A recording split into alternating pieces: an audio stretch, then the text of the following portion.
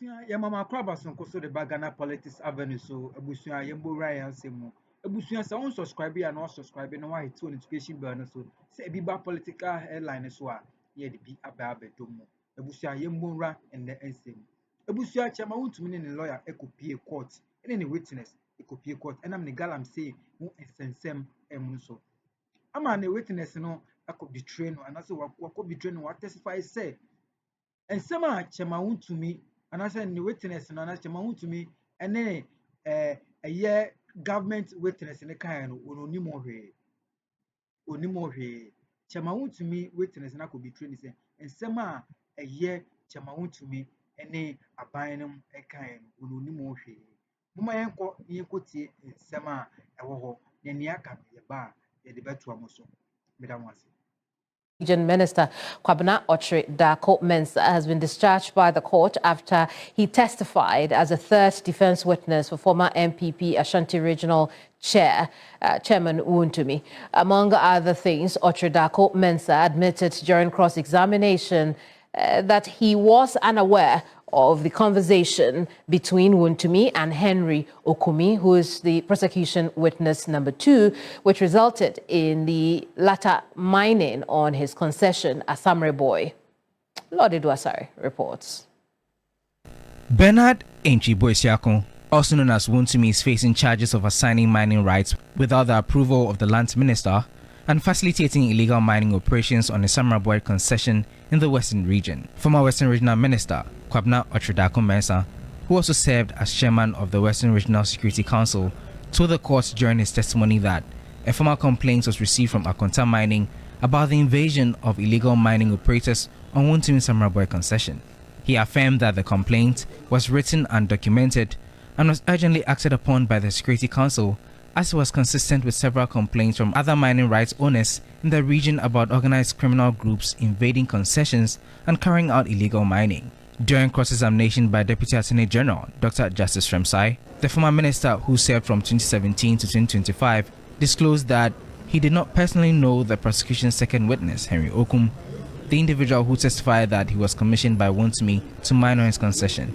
Henry Okum had further told the court that Wontumi did not produce any formal mining rights. Asked about the engagement between Okum and Wontumi, Dako Mensah indicated that he was unaware of the interaction between the small-scale miner and the NPP Ashanti Regional Chairman. Lead counsel and the Apia Kubi expressed satisfaction with the outcome of the testimony. Was to indicate that it was rather Chairman Wontumi and his company that made reports to his office as then chairman of the Western Regional Security Council, and that all efforts made by the Security Council to ward off illegal miners and also to redeem or reclaim the lands so degraded by illegal mining were at his instance. So today's evidence sits very well with our own, and indeed it exonerates people who engage in reclamation of degraded lands. Defense lawyers are set to call their next witness on Wednesday, June 3. Lord Edwasari, TV3 News, Accra.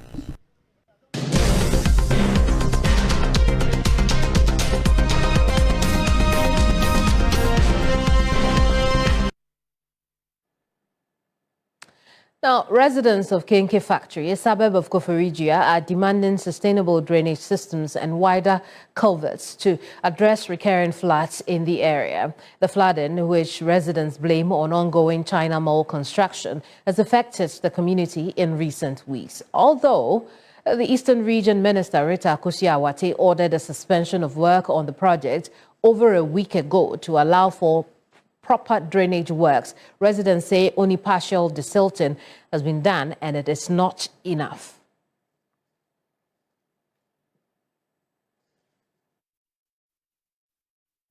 Now, TV3 correspondent Yvonne Nikwe was in the community to interact with residents on their concerns and propose solutions. Let's now hear from the residents. During construction time, for them to just have a look at it. So that cover needs to be opened. Yeah, they just need to open the covert and then allow the water to pass through it safely. allow the water to flow normally, how it should be flowing. I think when they do it well, it will help the situation.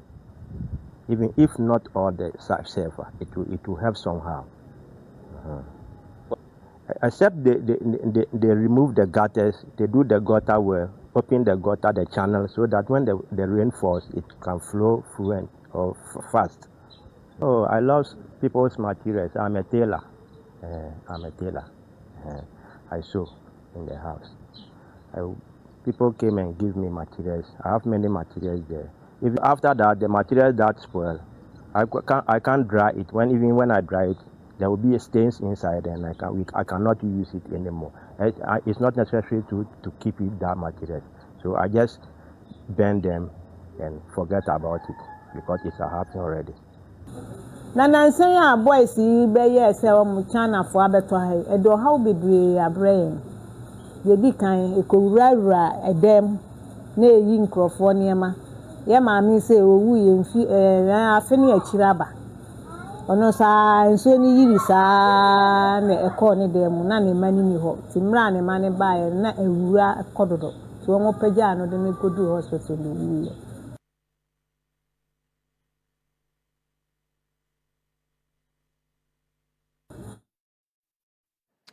Now, some traditional leaders in Jakobu, the capital of the Amansie Central District in the Ashanti region, have protested to oppose the sit-in of the government's proposed the siting of the government's proposed 24-hour market project. Now, these residents say they are discontent that the project site has allegedly been relocated to Mile 9 instead of Jakobu.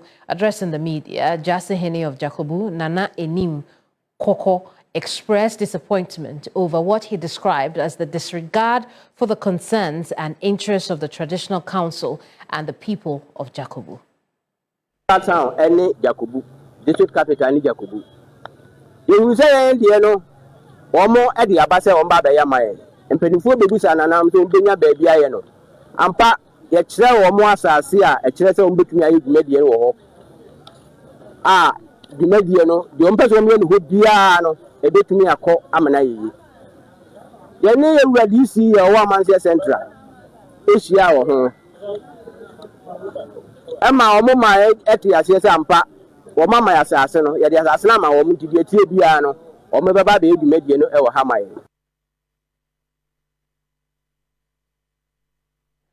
Evans Inkum is our correspondent on this beat. Evans, what more can you tell us about this protest and whether officials are willing to engage traditional leaders on their grievances? From the municipal or district chief executives, as far as the Amansie Central is concerned, but to these traditional, council members, they believe that there's some level of breach of trust, and it is stemming from what they describe as the fact that, there has been a sudden change of mind.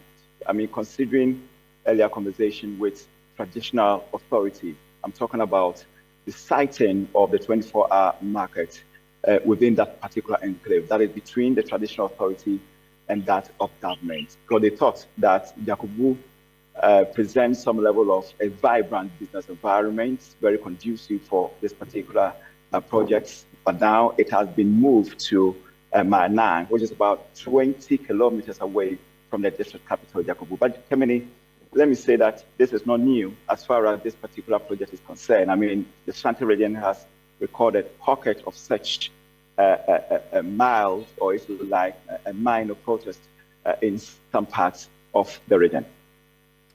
Evans, we leave it here. Thank you so much for talking to us. Evans Inkum, Ashanti region correspondent there with that report from Jakobu.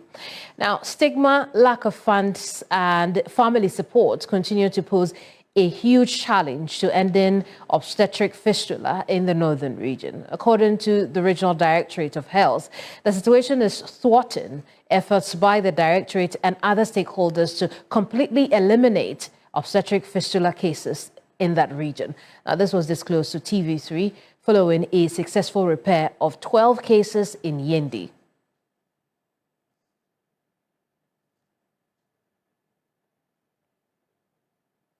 Let's go to Tamale now and speak to correspondent Christopher Amwako on this matter. Christopher, what else is there to know about the widespread of fistula cases in the northern region and what it means for these 12 patients to get relief?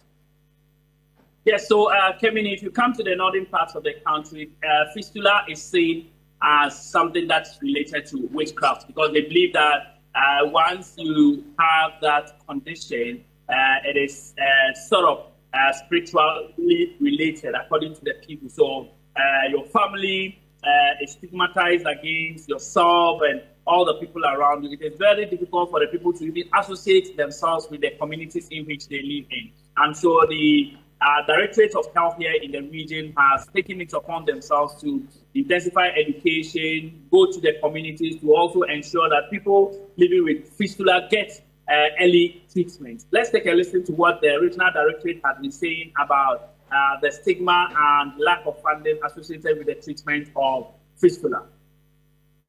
So for Northern region, we have a lot of fistula cases, but because of one or two reasons, in terms of stigma, lack of funding for the repairs, and then for the fistula cases, most of them usually don't have family support.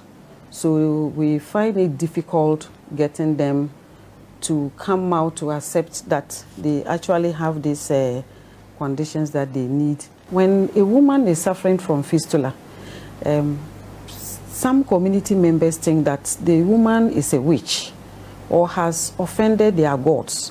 And that is why this issue has befallen that client. So most of the times they are neglected. And when they stay at home for a very long time, before we are able to even identify and fetch them out for the treatment, the condition becomes worse.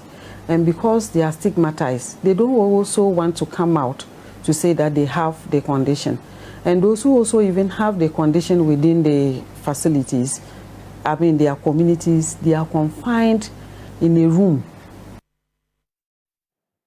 Well, Christopher, we'll leave it here for now. Thank you so much for the reporting. Christopher Mwako, Northern Region correspondent, bringing us to a close for this edition of News Central. I'm Kemeni Amano. I'll see you same time tomorrow. Bye-bye.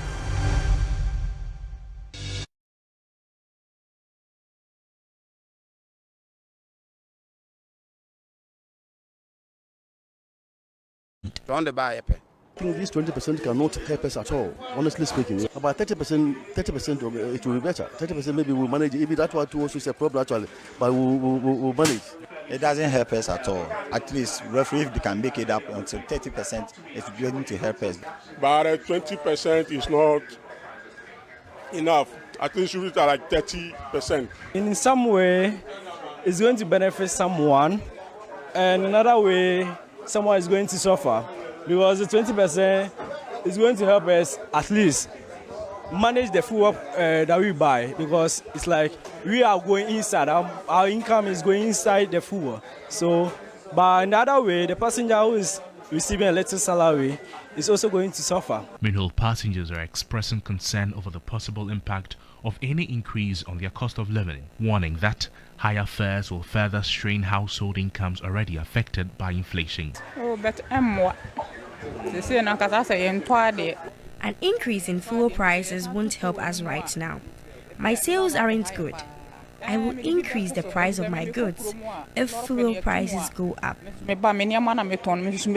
Just as discussions on the proposed percentage adjustment continue, the road transport operators say the purported 20% increase should be disregarded. The group insists consultations are still ongoing, adding that they remain in continuous engagement and negotiation with the Ministry of Transport to reach a consensus.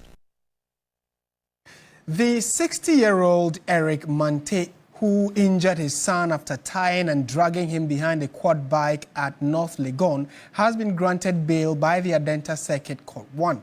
This was after he pleaded not guilty to charges leveled against him by the police. Let's respond to this report. Mante is standing trial after being charged with causing harm to his 16-year-old son, whom he allegedly tied to a quad bike and dragged onto a tar street in North Legon, causing severe injuries to the victim. The boy sustained injuries to his back, arms, knees, feet and pelvic region. When he appeared before the Adenta Circuit Court 9 on Monday, June 1, the accused told the court, presided over by her Hannah Angela Tachi, that he was not guilty of the charges preferred against him by the police. The accused was represented by a counsel who claimed to be a friend of the court. The judge, after listening to argument from both the state prosecutor and the counsel for the accused, granted the accused bail to reappear on August 19, 2026, when the full trial is expected to commence. Earlier, the MP for Medina, Dr. Francis Xavier Sosu, maintained that the accused's failure to apologize for his actions would warrant a full trial. It's one of those cases that we are very, very interested in. We are not taking it lightly, because many have said that perhaps because he's a person with physical challenge, it means that we just have to let him go, but it can't work that way. If you are physically challenged and you decide to be wicked and be criminal, the law will deal with you. And so I am hopeful that he would just plead guilty simpliciter, so that we probably appeal to the court for a non-custodial sentence or something, given his condition. However, if he chooses not to do that, then we will push fully for the full sentence that he deserves. The accused, after being granted bail, returned home to live with the son, the survivor he is alleged to have abused. Meanwhile, the 16-year-old survivor is recovering from the traumatic experience he was subjected to. Stanley Niblo, TV3 News, Accra. In more news tonight, theological reflections and national development took center stage as the Theological Education and Mission Center of the University of Gold Coast hosted the maiden edition of its Bible Breakfast Club. The event brought together the clergy, academics, and professionals to discuss the relevance of Bible principles in leadership, governance, and everyday life. In edition of the Bible Breakfast Club, Christians were challenged to confront what speakers described as a growing crisis of weak discipleship, commercialized spirituality, prophetic excesses, and political manipulation within the church. The Chancellor of the University of Gold Coast, Bishop Gideon Titiofe, admonished Ghanaian churches to protect the integrity of the gospel and remain faithful to its core values. The keynote speaker at the event, Most Reverend Professor Johnson Kwabena Samuel-Jedu, highlighted the need for stronger accountability in charismatic and prophetic ministries, as well as improved governance within the church. I think that Bishop Titiofe and his team have done very well in bringing us to this forum where we discuss how our hyper religious activity in this country, especially those who provide prophetic influence, as it were, help to guide Christian discourse in this country to make sure that the positive aspect of the gifts that God has given us are brought to bear on the developmental agenda. For Apostle James Niamponsa, prophecy must not be taken lightly by religious leaders or politicians. Let's situate our prophecies within the context of the scripture. But the situation where we want to scare people, put fear into them, threaten them more or less, make them to panic and become jittery and afraid, instead of having faith in Jesus and faith in the word of God, I think that such practices must be brought to an end. Organizers say the initiative forms part of effort to foster dialogue on issues affecting both the church and society. Cowbell Milk, a product from Promasidor Ghana Limited, has marked this year's World Milk Day with pupils from some selected basic schools in the Greater Kumasi area. The highlight of the occasion was to promote the importance of milk consumption among children. The beneficiary schools included T.I. Ahmadiyya Basic School B, Afaus Lovely Schools, and Best Brain Academy. World Milk Day is observed annually on June 1. The day highlights the importance of milk intake, especially among children. Branch Executive of Cowbell Milk, Linda Ekwia-Penny, encouraged parents and guardians to include milk in the diets of their children. She noted that cowbell milk contains vital nutrients that support healthy growth and development. We want to see students eating well and having the best nutrition. And taking cowbell milk contains all the vitamins they need, like the vitamins A, which is good for their eyesight, vitamin B, C, D, everything else. The unique blend will be found in cowbell Vita Rich as well. Today we are blending it with Twisco. Like Twisco is our energy drink that we are mixing it with cowbell milk for them to also enjoy. A nurse officer at Asafubuache Specialist Hospital, Eric Osei Asenso, advised breastfeeding mothers to breastfeed their babies during the recommended period. Milk is an essential part of any kid's life. As parents, it is very important that we do our best to serve them with sufficient milk, if possible, daily.